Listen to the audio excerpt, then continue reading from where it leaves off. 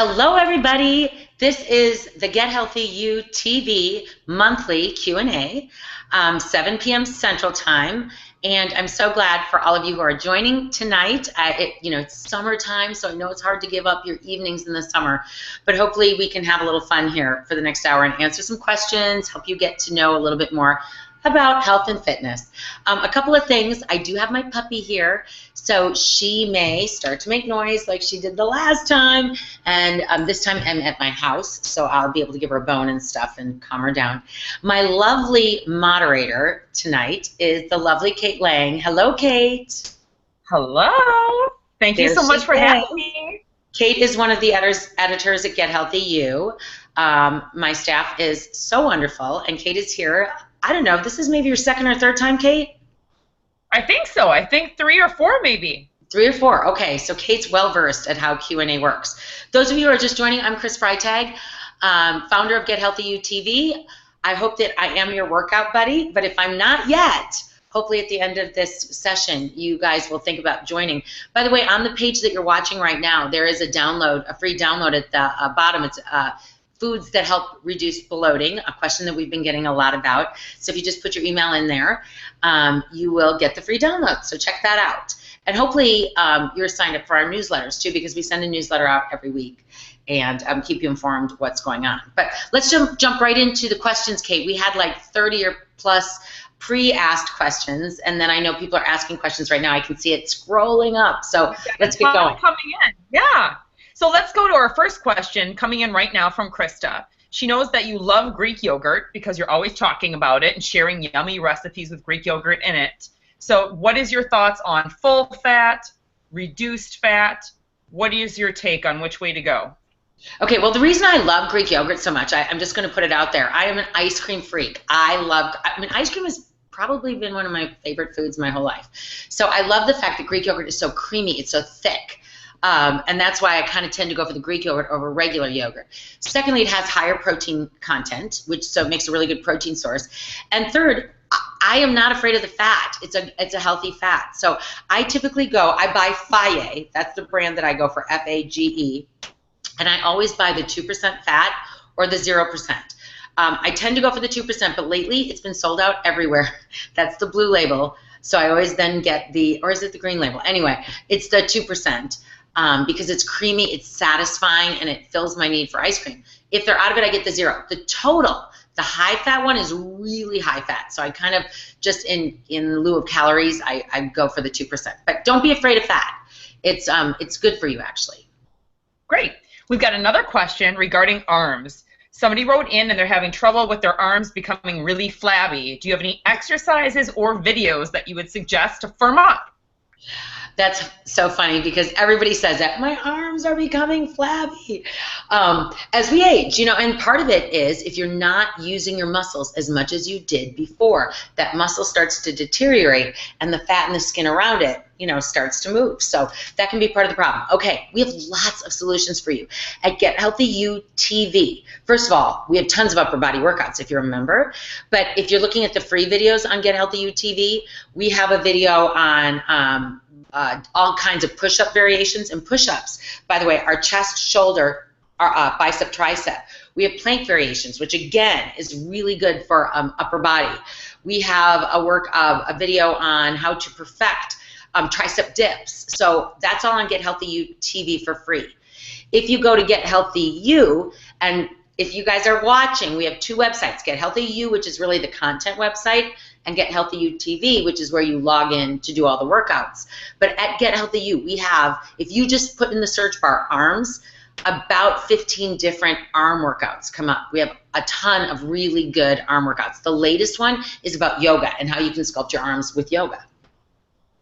Awesome. We have Laura asking about issues with her back. She's got a weak back and is suffering from Dowagers Hump. Do you have any suggestions or exercises that you think might help her? Well, anytime someone gives me like a real technical term like Dowagers Hump, I always say you have to refer to your doctor because I am not a doctor, so I can't, help you with any kind of bone structure. But a lot of times that hump, for those of you who are just watching, it's like another word, and Kate, you and I both know this because we're both Pilates instructors, kyphosis. So it's when you kind of got that poor posture.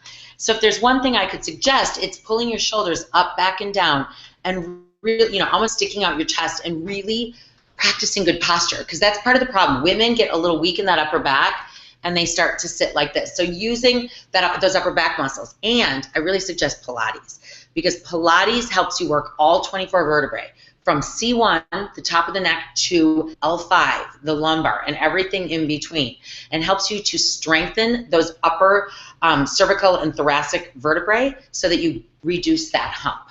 And then, of course, like I said earlier, just check with your doctor, because I don't know all of the symptoms for that. Great. Debbie is asking you about becoming borderline anemic. She's really kicked it up at the gym, and she's wondering if you think that might have any correlation with her becoming borderline anemic. Could be, because a lot more exercise can put a toll on your body, and being anemic is really where your body is lacking iron. Your body needs iron to make hemoglobin. So, iron deficiency is kind of a problem for a lot of women. And like, for instance, people like myself, I don't eat a lot of red meat, not because I'm against red meat, because I cook a lot of red meat for my family. I've never been a red meat lover. Like, it does not turn me on. I would much rather eat fish, and have since I was little. So, and sometimes I'm not always getting those animal proteins in the form of meat. So first suggestion is eat more meat. Meat, turkey, poultry, fish, shellfish. But there are other ways to get iron. Leafy greens are a really good way to get more iron. You can definitely fix your iron deficiency through diet. Leafy greens, beets. As a matter of fact, veggies are a prime source, besides meats, for iron. And we are just starting a veggie challenge August 1st. I'm going to be talking about it at the end of this hour at Get Healthy You. It's a 28-day challenge to get you to eat more veggies. So maybe if you join our veggie challenge during the month of August, you could absolutely change your iron levels. But most things that are going on in our body, things like iron deficiencies, calcium deficiencies, vitamin D deficiencies, we can fix those things through food. So it's really important you pay attention to what you eat. Great. Mary is asking you about IT band syndrome. She's missing her runs, and she's suffering from IT band syndrome. What do you suggest for that? Oh, Mary, I know that's so hard on runners. As a matter of fact, today after my classes, I had 2 classes this morning, I just laid on a foam roller and went up and down my IT band. For those of you who are wondering, well, what the heck is your IT band?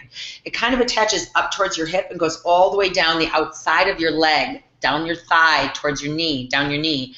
And it can get super tight from a lot of running type motions, running, elliptical, biking, marching, walking, anything you're doing where you're really excessively putting in the steps and then not stretching.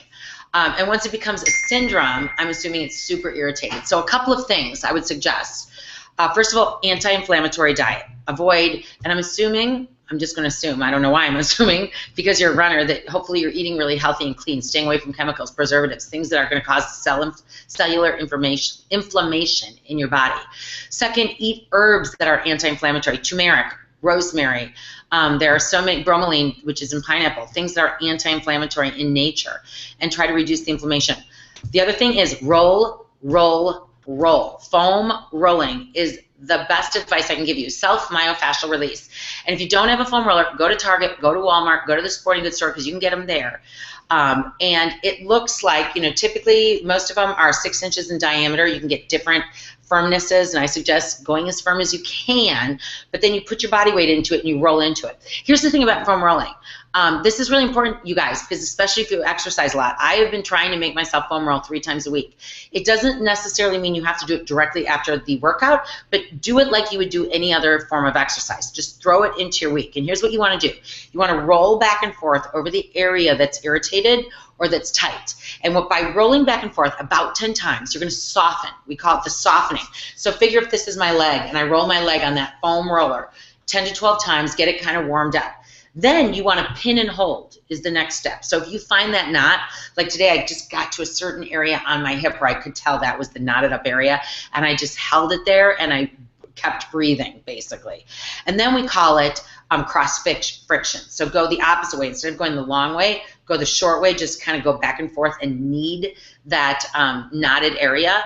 So I would suggest anti-inflammatory diet and get on the foam roller. And all of you guys who feel tight, And by the way, I heard someone say the other day, they said, if you wake up and if you're over 50 and you wake up and nothing hurts, check your pulse because you might be dead. So I say that with a grain of salt because I'm 50 and I wake up in the morning and stuff does hurt. I mean, and it hurt in a good way. I mean, just because I exercise. So, I do things like I use a heating pad on my back in the morning. I try to foam roll, like I said, 3 times a week. I'm trying to do things that are more joint friendly for my body so it can keep moving for a long time. So that's what I hope. And I hope that IT syndrome goes away, IT band syndrome goes away because it does stink. I know. Okay, we've got Jody who has some really great questions I think a lot of people will really want to have asked. She has hours at her job, and she's trying to lose weight. How many calories should she consume a day, and what should be the ratio with strength training and cardio for weight loss? Okay, let's talk first about calories and then strength training and cardio. And if I forget the question, remind me, Kate. But starting with the the calories. It's really hard to know how many calories you should eat because I don't know anything about you, your height, your weight. Did she tell us any of that? She did, actually. She's 136 pounds, 5'1", and 51 years old. Okay, so, you don't sound like you're overweight to me. But again, shapes and weight sometimes is not an indicator of how you feel about your body shape because it has to do with your body composition, how much muscle you have versus body fat.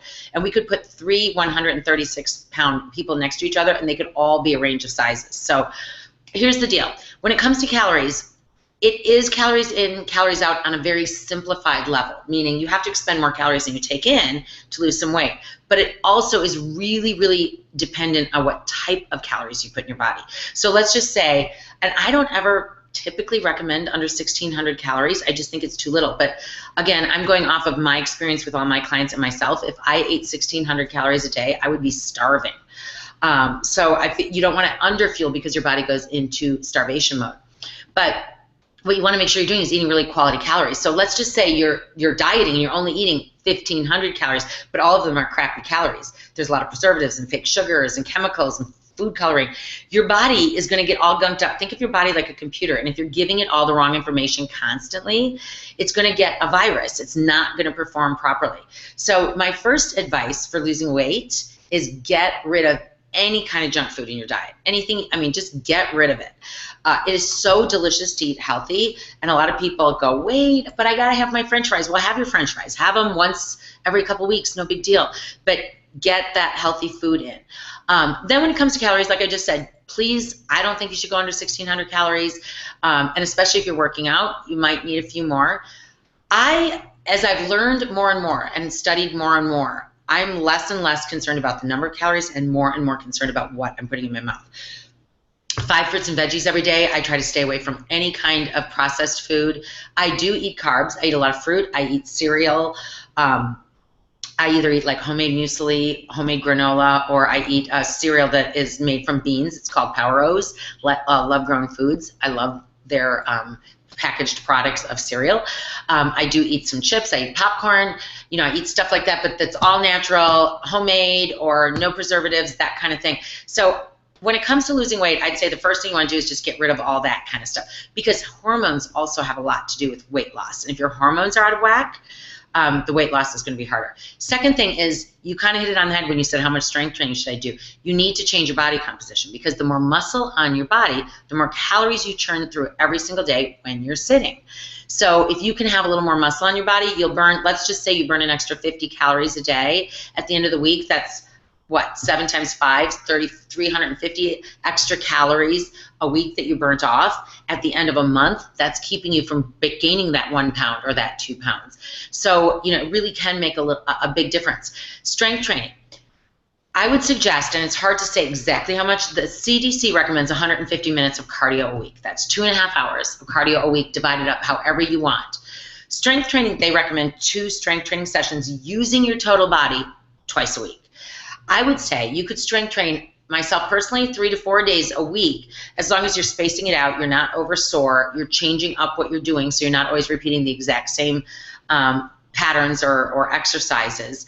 And listen to your body. If you're super sore, give yourself like 48 hours to recover and then jump back into it. But at least 2 to 3 sessions of strength training. And it can be with dumbbells, it can be with kettlebells, it can be with body weight, it can be whatever you want. Now, if you are a Get Healthy UTV member, you've probably noticed a lot of the workouts, if not the majority of them, are a combo of strength and cardio at the same time. And we do that for a reason, because it's more efficient. Like, I would rather, if I'm going to lift weights, I'd rather interject some cardio drills in there and get my heart rate up, so I feel like I burnt off those calories I got. I mean, cardio, the definition is heart pumping exercise. So you don't have to be running or biking or walking. It's just breathing heavy, getting your heart pumping. So if you can do that while lifting weights, more bang for your buck. So I hope that answers your question. I'm really passionate about the fact that when it comes to weight loss, it is a combination of quantity and quality. And people kind of put the quality aside, but the quality, especially as we get older, and I heard you say she was over 50, chemicals and preservatives do a number on our hormones. So that was really long-winded, but I hope that helped people. I think it was really a great answer and thorough. Okay, so we have Kathy, who has severe arthritis in her wrists. So she can't do a plank and she can't do push-ups, but she's having issues getting rid of her bat wings on her arms. So what other exercises could she do to firm that up? Well, you know, wrist strength can be an issue. First of all, you could use wrist guards. There are a lot of wrist guards that you can buy nowadays, even at like the drugstore, that wrap around and give you stability in that wrist so that you could start practicing and working up. If you don't have an injury and it's just a matter of strength, I would suggest starting to work up on wrist strength. And you can even pick up something in your hand and do wrist rolls, where you're just, you know, a couple times a day, just practicing with a little weight in your hands, getting some wrist strength. So that being said, I would work up to some wrist strength. But for the time being, when your wrists are bothering you, forearm plank. You can do everything on your forearms pretty much, just modify it. You don't have to do a push-up, because push-ups can be, you know, hard on your wrists. So you could flip over on your back and do chest flies. Typically, you're not putting any pressure onto those. You know, it's when you put the body weight into the wrist that it really hurts. So you could do the chest flies or the chest presses. It's like an upside-down push-up. You could start with push-ups into the wall. So you start on a higher incline, and then you slowly but surely work the incline down so that you get to a table and then a chair and then a stool and then all the way down to the floor. And that would be my suggestion. And a lot of people have wrist issues, so just keep working on it. Great. Ida's asking about hot flashes and if you have any natural remedies or things that you've used that have helped you with hot flashes and night sweats. Oh my gosh, it is the story of my life. Okay, so I'm 50 years old, went to the doctor, and, you know, had her check my hormones, because I was like, gosh, I feel like I've got to be past menopause. However, I'm still having tons of hot flashes, sometimes night sweats. I'm kind of through that. I had my hormones checked. I'm through menopause. Like she said, you're done. Your hormone levels are, your estrogen, your testosterone, like everything's low, or my progesterone is low. So, but she said those hot flashes can stick with you, sadly, ladies, for many, many years. So I've dealt with them naturally, and I know everybody's tolerance is different and everybody is different. I literally, like, I've gone through months where it's not unusual to have 10 to 20 to 30 hot flashes a day. Like, I mean it. Where I'll just be sitting there. Today I was getting my hair colored. Hello, you should have seen it earlier. And it was bad. I'm sitting there, and like at least 3 times while I was getting my hair colored, I was like, whoo, here it comes. I would just like die of heat. I just dealt with it. And sometimes I feel like exercise is that thing. And I was talking to a friend of mine who's going through some medical issues right now, and I said, you know what, you are so strong. You're strong in the body, but you're strong in the mind. Exercise makes you strong, where you go, you know what, I can take that. So I get a little sweaty and hot it doesn't last. Here's the thing about hot flashes. They come on, and they only last like a minute. So you're like dripping in sweat, but it's like a minute. So I figure, I can live with it. So I personally have not taken anything. I do have friends who have gone through some forms of hormone replacement. And I can't really speak to that right now, because that would be a long conversation. And I personally am just handling it on my own. You know, I've had my mood swings and stuff like that. But night sweats, how do I handle that? I hate it. When I was going through intense night sweats, you know, you get up and you're literally sopping wet, and your sheets are sopping wet. It's not pretty. And, you know, I would put literally a beach towel down on my bed, because I'm like, I can't. Oh my gosh, my phone. Sorry, everybody. I would just want to go back to bed. I'd change and go back to bed. So I'm telling you, I think we women have to stick together. We have to support each other. We have to help each other out. In terms of foods, again, I'm just going to go on record saying get rid of the preservatives, get rid of the food coloring, get rid of all that crap in your diet, because that'll just exacerbate the hormone issues. And the other thing I guess I would say is, you know, a cold towel around the neck, ice cubes in your water bottle, air conditioning on high. I started sleeping with a little fan next to me. That really helped to have just one of those little tiny fans you get at Target just on me, you know, while I'm sleeping. So I'm getting really personal here.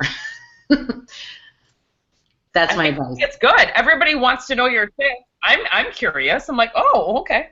You know, and it's kind of like when you're having a baby. I think you're helping people. Well, and you know, Kate, and all of you who are listening, it's kind of like having a baby. Because, like, I remember the first time I was having a baby. I come from a family of 5, right? So I feel like, I have 2 younger sisters who are much younger than me, so I was always around them.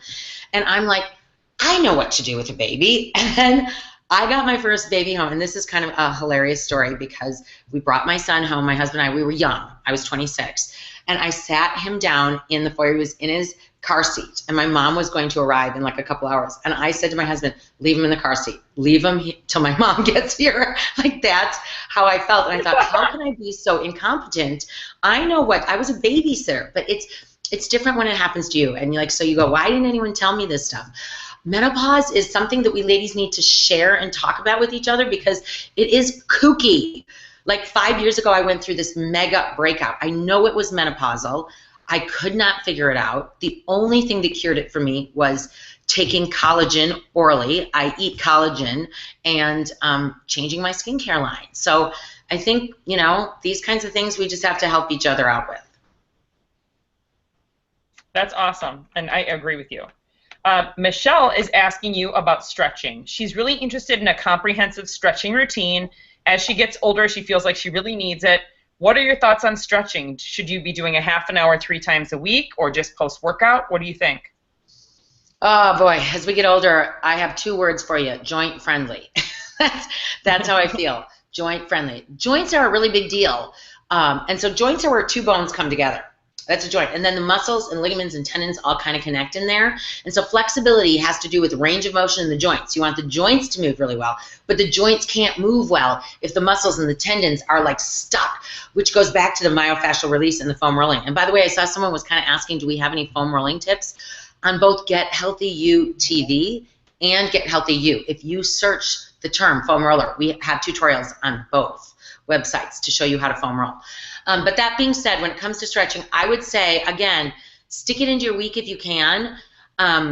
You know, if it's going to be like a whole workout, like a yoga routine, I'd say at least once a week. 2, 3 times would be a gem. For me, I can only fit about 1 yoga class a week because of all the other classes. But I have adapted a habit of getting up in the morning and 10 minutes of stretching every single morning. And that has kind of been my savior for my back because your back is a series of joints held together and little watery discs in between.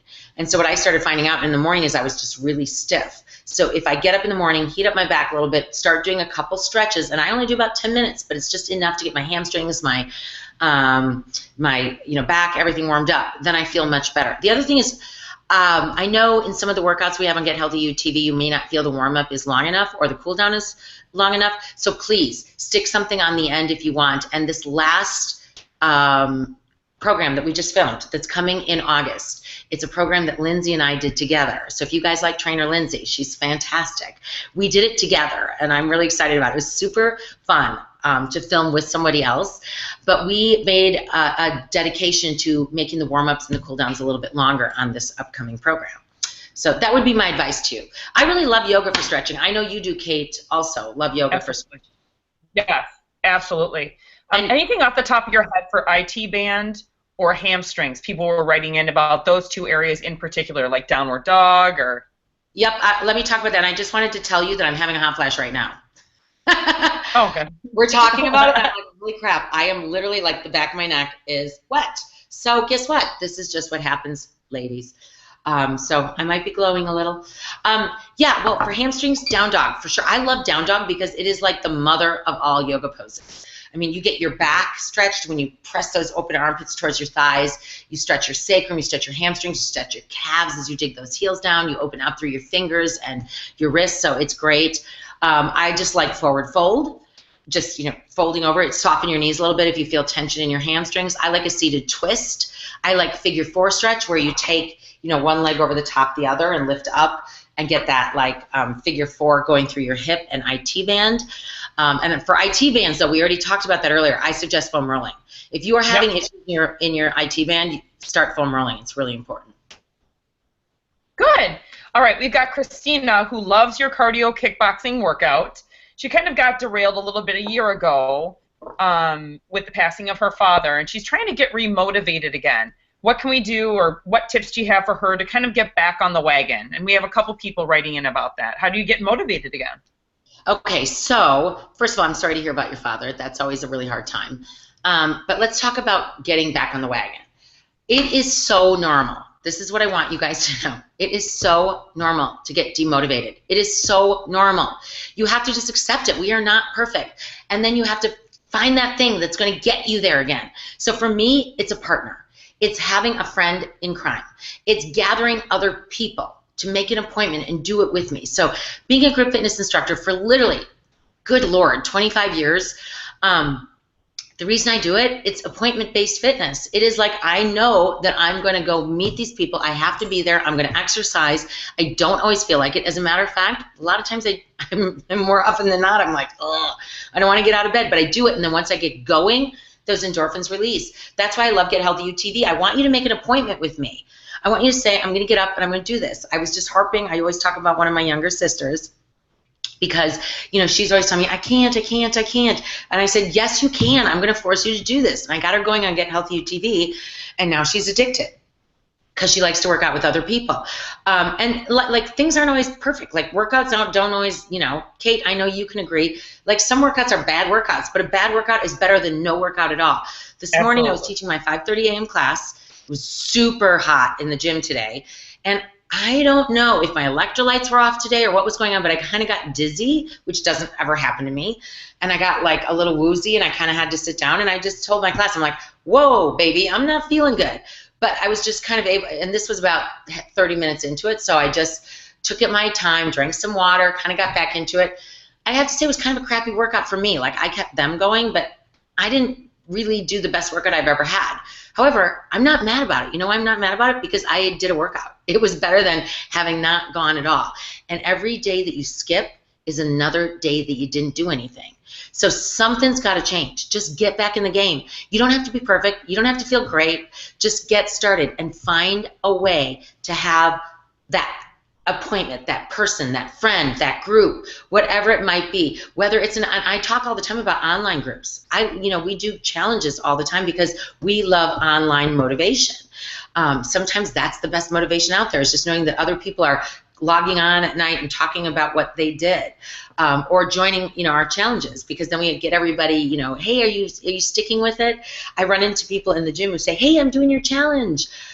So, find that motivation within. But I want you to say to yourself, every workout that you skip is another day that you just didn't take care of yourself. And you're the only one that's going to make that change. Nobody cares more about you than you.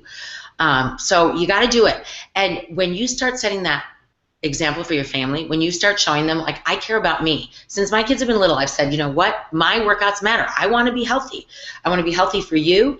I want you to be healthy. And I think they see that. And the other thing I also want to mention is that healthy people get sick. It happens. Healthy people get sick. We live in a crazy world. But the one thing I do want to say is that healthy people recover better. You are strong in mind, you are strong in body, and it helps you. So dig deep, find that one thing, and maybe it's a mantra that you put on your window or your bathroom mirror that gets you out of bed. And I'm going to make one last comment, Kate, because this is such a common question that we get.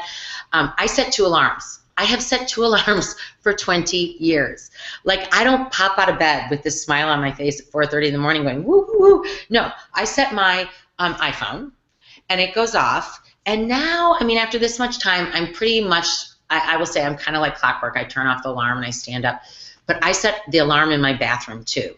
And there is always at least once a month where if that bathroom alarm didn't go off, I would not get out of bed. So don't feel bad about all the tricks you have to do. Just empower yourself to make that change. Great. Okay, we've got one quick question from Jessica about the Greek yogurt. She loves Greek yogurt. She loves it as a healthy snack. Her friend said this got way too many carbs. What are your thoughts? Too many carbs? Obviously not, because you and I both eat it all the time. Yeah, well, I mean, it depends on what kind you're getting, because just plain Greek yogurt does not have carbs. I mean, it has a few like dairy carbs, but nothing much. Now, if you're buying those mix-ins, like, oh, here's my yogurt and here's my candy bar, and I'm going to put my candy bar on top of my yogurt, yeah, you're in trouble. That's a lot of carbs. But just plain old Greek yogurt without flavoring in it is really carbless. I mean, it has just a few dairy carbs.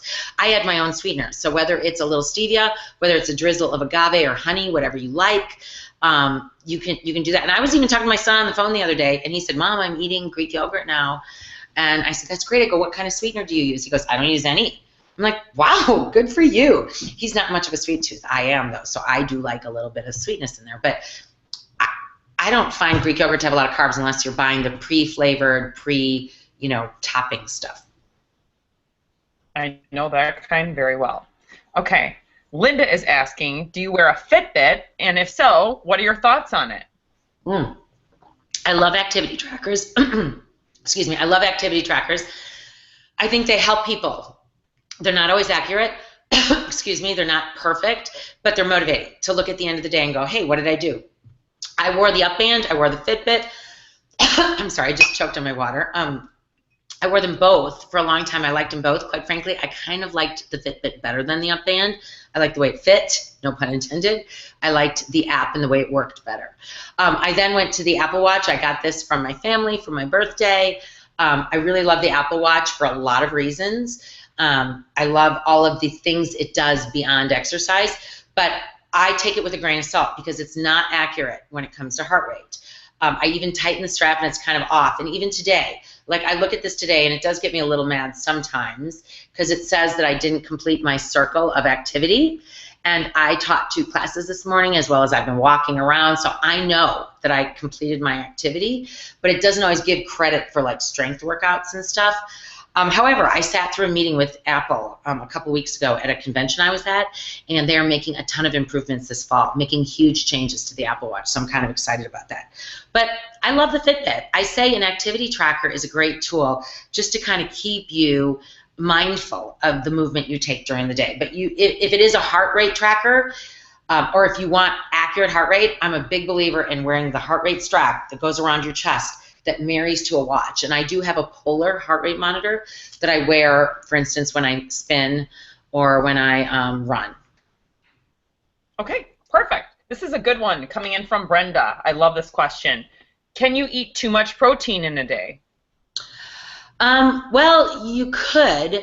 I mean, nothing's really going to happen to you, but I think sometimes people think they need more protein than, is necessary. And there are a lot of vegan athletes out there who are super, ripped and super fit that don't eat animal protein. So there are ways to get, or maybe don't overdo protein is a better comment to say. So here's the deal. You need about 0.5 grams of protein per pound of body weight if you are just not very active or mildly active. If you are super active, you need somewhere around 0.75 grams of protein per pound of body weight, or you could even go to 1 gram per pound of body weight, but that's a lot of protein. So let's say you weigh 140 pounds. You could take in 140 grams of protein if you're really seriously training for something, but you don't necessarily need that. I think I take in somewhere around 100 grams of protein a day. I'd have to go back and count my protein today. But, overeating it, you could. You might feel like, you're constipated or something. You might need some fiber in there. But just make sure you're getting the right amount, I guess, is what I'd say. Okay, so another good one coming in. I like this one from Kelly too. What are your thoughts on cutting out a food group like dairy or grain or carbohydrates? Well, some people have to cut out food groups based on dietary restrictions. We have someone on our staff, Kate, that has a lot of dietary restrictions based on medical things. And then, of course, if you are allergic to dairy, by all means cut out dairy. Nothing is worse than feeling sick because you ate something you're allergic to. Or perhaps if you're allergic to wheat. I had a friend in college who was allergic to anything that was made from an egg. So anything that like a fish spawned from an egg, she couldn't eat fish. Chicken, she couldn't eat chicken. So I mean, like those were some serious food issues and dietary restrictions. Wow. If you are just cutting out a food group to lose weight or because it's trend right, I think it's kind of a waste of time. Again, that's my opinion. You don't really need to cut out dairy. Now, it depends how you feel about dairy. Like certain cheeses, or if you're a cheese freak and you're overeating too much cheese and it's too many calories, or if you're eating like an extra cheese pizza, maybe cut out some of that cheese. I'm not really a big cow's milk drinker, but that's because I don't really like it. I really like nut milks better, so I tend to go for that. But I eat dairy, I eat meat, not a lot of it. I eat more chicken, poultry, fish. I eat grains, but I'm careful about which grains I eat too. Like I don't eat white processed grains. I eat things that are whole grains. So if you're cutting out a food group just because it's on a diet, I don't think it's a good idea. And I don't think it's necessarily going to benefit you. But if you have a dietary restriction based on medical reasons, then by all means, skip that particular food group if it's an issue for you. Okay, this is going to be a popular one. Best exercises for back fat and waist. Oh boy, the good old back fat. You gotta love it. Back fat happens as we age. A little extra in the middle happens as we age. Now here's a couple of things. As we get older, our skin gets looser. It is what it is. So, you might start to feel like not only are you gaining fat, but the skin is getting looser. A couple of things, and we do have several blogs on Get Healthy You about this, but you want to get your hormones in check. If you have a high stress hormone, cortisol, that can definitely lead to belly fat. If you are eating tons of, here I go again on my soapbox, tons of chemicals, preservatives, fake food coloring, like you're drinking drinks with fake food coloring, fake sugars, you're drinking diet sodas, stuff like that, that can really cause hormone havoc and cause belly fat gain and back fat gain. So I would say, you got to reduce some of that stuff in your diet. Then you want to really get some cardio in, because cardio is going to help you burn up those extra calories. It is, like I said earlier, it is still calories in, calories out to a point. That's oversimplified. It's not only the quantity, it's also the quality. And then you can really focus on exercises that target those abs, that target your back. You want to strengthen all of those muscles in your back and strengthen your core. Pilates is really great for that. But I always say you can work on strengthening the middle all the time, as much as you want, but unless you remove some of the upholstery on the outside, you'll never see the beautiful muscles under. So it's a combination of cardio, strength training, and healthy eating. And I know all of you guys are shaking your head going, well, duh, we've heard that before. But you've heard it before because that's the answer. There's no gimmick. There's no way to get a six-pack in 2 weeks. And as we get older, it is harder to get a six-pack. You see all those infomercials where they're like, look at me, I got a six-pack in 1 month. Well, of course they're going to show you that one person who got the six-pack, because that's going to sell a lot of that product for them. They're not going to pick the people who said, I lost 5 pounds and feel good about myself, right? They're going to pick the dramatic story. So don't get too caught up in those dramatic stories, because as we get older, sometimes it's hard.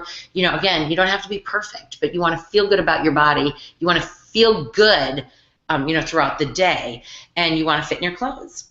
So I would say, watch the hormones, watch the bad preservatives, and get in the right exercise, core exercise as well as cardio. Great. We've got a lot of people writing in. It's really exciting, so I'm going to try to move quick so we get all their questions answered. Now that's okay. Kate's way of saying, hurry up, Chris. Don't take so long. Okay. Do you ever do step routines? What do you think of step workouts? I love the step. I was a step goddess back in the day. I taught a lot of step, but I was never the step person that did the from the top type of a routine where you'd strung 80 things together. That is not my gig. I don't like that. But I love step. I think it's a great workout. I love athletic drills on the step. I think it's awesome. I love step. Great. Leah's writing in. She loves you. She loves GHU TV, and she's loving the workouts. She's a mom of 2 and really busy, so they're great. She's loving it. Question is, when she's doing the planks, she feels her shoulders fatigue very quickly. Is there any tip on form you can give her? That's pretty normal. It depends on how strong your shoulders are. But one of the things you want to make sure is your shoulders are over your wrists. so you aren't reaching out in that plank or pulling back, but that your shoulders are directly over the wrist, so you're stabilizing that joint. And then I would just say keep practicing, because that's pretty normal. A lot of shoulder muscle in a plank exercise. I've got to read this next one from Adele because I just love it. She says, if I burn 500 calories in a workout, do I get to eat an extra 500 calories that day? It's the old, like, That's what I I drank think. too much last night, or I ate too much, so I'm going to get on the treadmill and work it off, right? It doesn't really work that way. Your body doesn't say, oh, good, you ate 500 and now we just lost 500. The deficit is clean. It's not really like that. Yes. Bodies fluctuate. As a matter of fact, we are doing a blog right now. Stay tuned, you guys. We're doing research on it, of why you weigh 5 pounds more at night. Kate, have you ever figured that out, that you get on the scale at night and you weigh more than you did in the morning? No. Well, I've never noticed. I said I probably have. I just never noticed. Yeah. So a lot of people, and I noticed that I weigh more at night than I do in the morning. So we're gonna cover that in a blog. But no, it doesn't quite work that way. But you can be proud of yourself when you burn off 500 calories. And yeah, I mean, to a small point, calories in, calories out, like I said. So you could say, you know, hey, I had a great workout today, so I feel like I could have an extra drink at dinner or whatever. You know, you can use a little bit of that mentality, but also just use those workouts for, you know, overall calorie deficit. But it's not necessarily like those 500 calories then become the 500 calories that you eat. I hope I'm making sense, but it can be a slippery slope when you start to think that way, because what happens is people get addicted to, like, okay, I'm going to get on the Stairmaster, I'm going to burn off 700 calories so I can eat this, whatever it is. And, you know, it just becomes a really slippery slope. So. Okay. So, I think we covered this, but people are asking. My husband just walked in the door. I'm like, be quiet. Okay, go ahead, Kate. Okay. People are asking again about the foam roller and foam rolling tips. So can you tell them again where we have video on foam rolling and we have maybe a blog or two? Okay, so on Get Healthy UTV, under the free tips, we have how to foam roll. So look there. On Get Healthy U, we have an article about foam rolling, as well as in the exercise library, we have over 10 exercises about foam rolling. And I'm going to quickly review. Here's what you do with the foam roller. It's called soften, and then lengthen and knead out the knots. So you soften by rolling back and forth, getting some friction, some blood flow, finding that spot that maybe is knotted up. Then you hold and pin, and then you cross friction. You try to get out the knot. So that's what works best. And there's no exact amount of time. Just do the body areas that, you know, feel like they need it. But it is a great myofascial release. Great. Kathy wrote in, she's recently started counting macros. What are your thoughts on this? She's having a very hard time hitting the recommended 110 grams of protein in a day. Well, that kind of goes back to that question we just had. So counting your macros is fine. And for those of you who are wondering, macros are your carbs, fats, and proteins. So yeah, counting them is fine. But I don't know where she got the 110 grams of protein. It depends. I mean, if she's figuring it out based on her weight. Like I said, if you're working out a lot, you probably need about 0.75 grams of protein per pound of body weight. You could even go up to 1 gram if you really wanted to. But let's see. So to get in 110 grams of protein, let me just go through my day. In the morning, I have a scoop of protein powder. I usually put it into my oatmeal or into a smoothie. I'll throw some avocado in there. I'll add some chia seeds, so I get a couple extra grams of protein in some of the things I put in there. I will put in some pumpkin seeds or some pistachios or some almonds, so I get, you know, some more protein right there. So I get myself up to about 25 plus grams. I'll have some turkey or eggs or something at lunch. I'll get myself up to like 40 grams. I usually have a snack of Greek yogurt, so I'll get myself up to like 60 at dinner. I have another like 20, 80. So I probably, like I said, I think I get to around 100 grams of protein a day. If you are really training for something, you want to get in that extra protein, maybe throw an extra scoop of protein powder into something that you're eating, into your Greek yogurt, into your oatmeal, into your smoothie, into your spaghetti sauce, whatever it is. Add that additional protein powder. Nuts are a really good source of protein, and they're delicious, so maybe you could add some of those to your diet too. Great. Okay. Phyllis loves smoothies. Her question is, does it matter if the veggies are frozen versus fresh? Is it the same nutrients? It does not matter. First of all, if you love smoothies, hey, by the way, everybody, we have a new smoothie ebook coming out that we partnered with our friends at the Real Food Dietitians, and they are like amazing cooks, and we made these approximately 40 recipes that all are, some of them are super unique and really like anti-inflammatory, energizing, have great great ingredients. So I'm super excited. We're going to have it on Get Healthy You within the next, I'd say within the next week it will be up. But that being said, it doesn't matter if it's fresh or frozen. I mean, sometimes frozen vegetables and fruits can be even more nutrition than a fresh fruit that's been sitting on a counter for a week or two or has been handled from across the country or whatever. So I will go with whatever works best for me. At this time of year, I get a lot of fresh fruit because I'll go to the farmer's market. It's cheap. It's delicious. But in the winter, I always buy frozen fruit. And I buy frozen kale and frozen spinach and that kind of thing to stick into my smoothie. So it really doesn't matter. The other thing about frozen fruit in smoothies is it makes it thicker. And I love a thick smoothie. So I tend to go with frozen fruit as often as possible. Okay. Joanna's asking about regular yogurt. She doesn't like Greek yogurt. Is regular yogurt okay? Yeah, regular yogurt is perfect. I mean, it just has less protein. Greek yogurt is strained. It's like double strained, so it's a higher protein content per ounce. But the thing about all yogurts, and actually this is the same thing with Greek yogurts. I just said this earlier. Look out for added stuff. If it's got added fruit and added candy and added this and that and fake food coloring, no, you don't want that. But if it's just a healthful yogurt that's plain, that doesn't have all that added stuff, yeah, perfect. Great. Patty's asking, how much good fat should you eat in a day? That's a hard question to say exactly how much because I don't count my macros. So good fat is good for you. I mean, the problem is in the 80s we got this messaging that fat was making you fat. And if any of you guys are my age, you have this ingrained in your head that eating fat makes you fat. Eating fat gives you cholesterol problems. Eating fat does bad things. But quite frankly, that was all so misguided, and it's very hard to undo a decade of learning. So fat does not make you fat. The thing is that fat has more calories per gram than other macros. So, you're getting more calories. So you have to be a little conscious because you can't eat 2 cups of almonds or you're going to be at like 1,000 calories. Or, well, that's an exaggeration, but some people will overeat the fats in terms of calories. But can you overeat the number of fat grams you're having?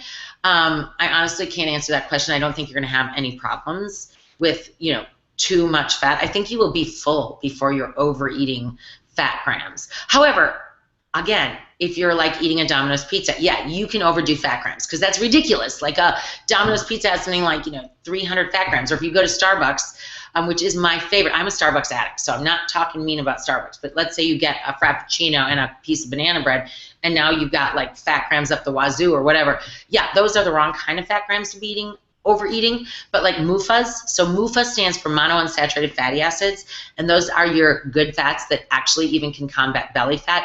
Dark chocolates, nuts and seeds, avocados, plant oils, those kinds of things. Those are all healthy, and I honestly just don't think you would ever overeat them to the point of too many.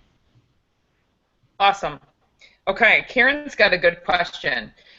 Many of the recipes we have for smoothies on GHU.com are made with almond milk. Is there anything wrong with her using non-GMO cow's milk in the smoothies if she prefers that? No problem. No problem at all. As a matter of fact, in our smoothie book that's coming out, we mentioned use the milk of your choice. I like almond milk a lot. Some people love cashew milk, hemp milk, rice milk. Cow's milk is fine.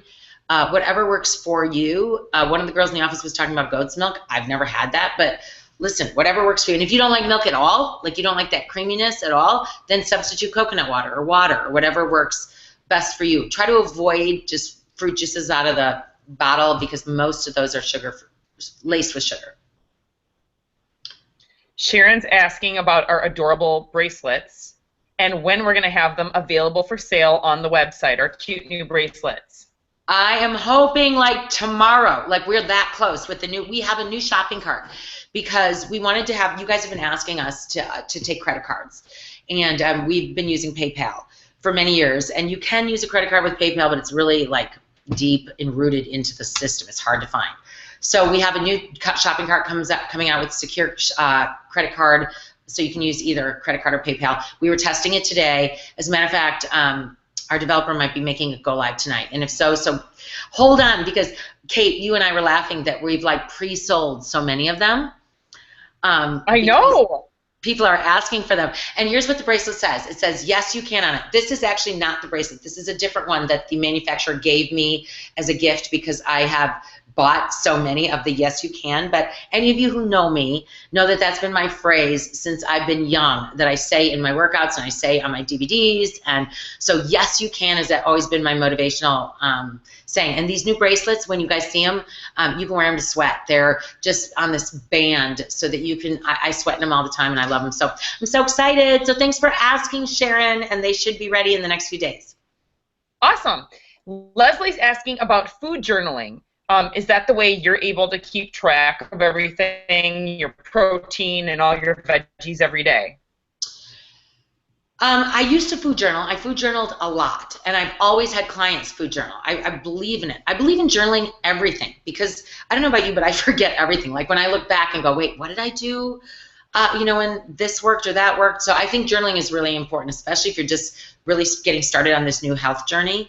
I don't personally food journal because I just kind of have a knowledge in my head. Like I know that in the morning I'll eat fruit and veggies in my smoothie, or sometimes it's just fruit if I'm having oatmeal, or if I'm having a muffin in a minute, which is my other favorite breakfast. Then I'll have veggies at lunch. I always have veggies at lunch. It's either carrots, cauliflower, broccoli, jicama. I like peppers, but I tend to go more for the cruciferous vegetables. I don't know why, and I love carrots. And I'll dip them in hummus. I'll dip them in guacamole. I'll, put them on my salad, whatever it might be. I love beets. So I know that I'm always going to get several servings of veggies at lunch, and I always get several servings of veggies at night. So I don't necessarily food journal, and I kind of have a good idea of like I'm getting a protein source at every meal. I get healthy fats at every meal. But I'm a big believer in food journaling. So if you're kind of trying to figure out like what days were, you felt great or your workouts felt great, I would definitely recommend it. Asking you about hyaluronic acid and how much do you take daily, and how much biotin? Okay, so collagen. So here's what I'm telling you guys. I had this skin problem and I couldn't figure it out, and the dermatologist couldn't figure it out. I can hear my doggy chewing. Oh, good, she's not chewing on my couch. And so I did some research like we all do on the internet, and I came upon several different blogs that had told me orally taking collagen makes a difference on your skin. And I was like, duh, that makes sense because as we get older, our body doesn't produce as much collagen. So I started taking collagen, and for me personally, had an overnight success. I couldn't even believe it. Like my skin cleared up that quickly. And the reason I take the hyaluronic acid with it is the hyaluronic acid is an accelerator. So it was recommended that you take the hyaluronic acid with the collagen and it would accelerate the results. Collagen is good not only for skin, hair, nails, but it's also good for your joints and your bones and all that stuff. So I just started taking it and haven't stopped. I take it in the pill form, and I have for 5 years. And I take both in the pill form. And I had a friend who said to me, how can you take those pills? They're like horse pills. But, I mean, they're like prenatal vitamins. It doesn't bug me, so I just take them at night. That's when I take the collagen and the hyaluronic acid. And I take half. When I first started taking it, it recommended 6 pills a day. So 6 tablets a day, and I was taking that for the first year when I was trying to get rid of my problem. Now I've half dosed it, but I could take the whole dose because we can really use the collagen. Now I have become a fan of Vital proteins, and I wish they were within reach. They're over in my cupboard, but I'll talk about them on my Lunch and Learn. But the name brand is Vital Proteins, and they're a powder. They're tasteless. You can't taste them. And I often use them either with my protein powder or instead of my protein powder in my smoothies, my yogurt, and my oatmeal, because they have a high amount of protein, like 10 to 20 grams in a scoop, and they are full of all of the of the collagen. So I really like collagen peptides, and they are a powder. So, and the name of the brand I take is Vital Proteins. Our new smoothie book, we're going to be putting a link to all the vital proteins in there, and I'm also going to put one up on the website because we're now an affiliate for them because I use so much of their protein, of their collagen. Regarding biotin, I just bought a container of biotin at Whole Foods, and I just take the 1 pill per day that it recommends. I can't honestly tell you the exact milligrams in it, but I just take the one because I know, like, I don't know about you guys, my hair is very gray. I'm very gray, so I have to color, and then it gets really dry. I have dry hair, so it cracks off, and I felt like the biotin has been helping me with my hair. You know, you have to see what works for you, but I definitely am a fan. So that was a very long-winded answer, but Vital Proteins is the brand name. Awesome. Denise has an interesting question. You do so many great workout videos. Would you ever consider doing workout videos to use in the gym, like on the circuit equipment, giving people guides to how to use the equipment at the gym? That's a really good question. I saw somebody at the gym the other day using Get Healthy UTV. They were using it on their iPhone as they were doing the workout and using the dumbbells at the gym.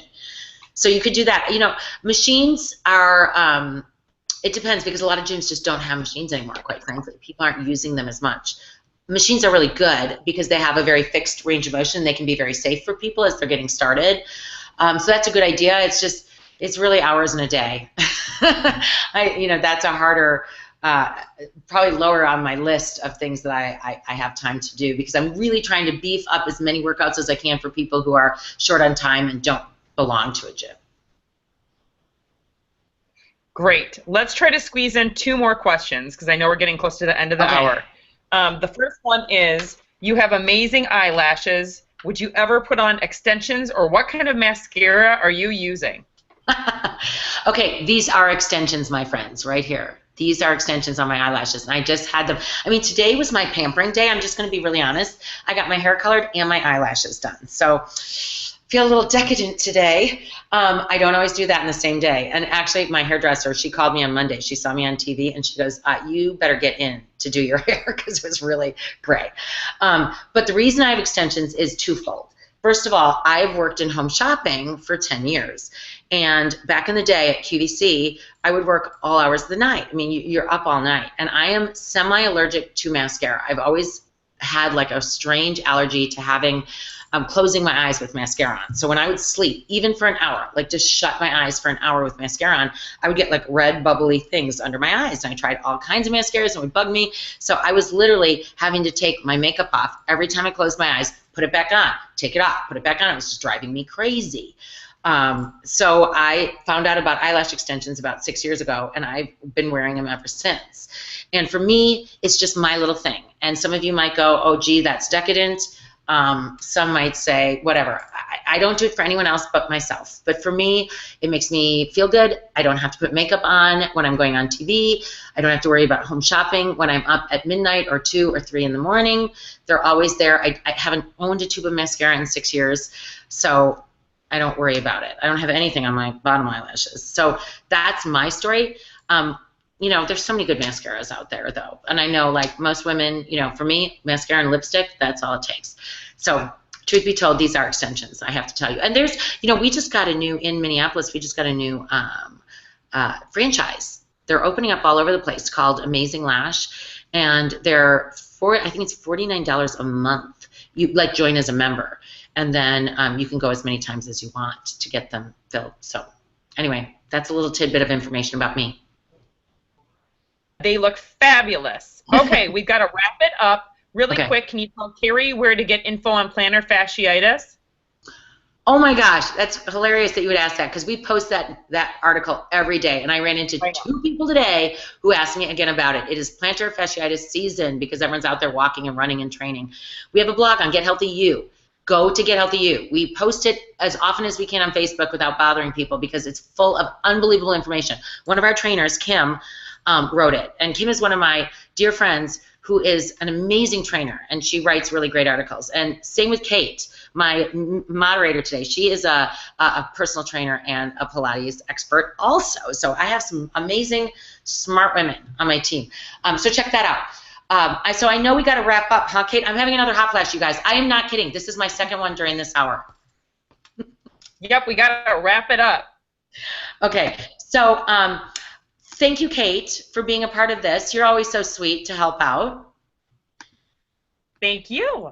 I just want to tell everybody a couple little things really quick before we, if you're still on with me, I appreciate you. A couple things. First of all, download the free foods the anti-bloating foods, that are on this page if you're watching off of the GHU TV live page. And then we'll also send you our newsletters. Join the Veggie Challenge. If any of you don't know what I'm talking about, on Get Healthy You, we have a 28-day Veggie Challenge starting August 1st. We are going to talk you into eating vegetables 28 days in a row. We have a 58-page handbook.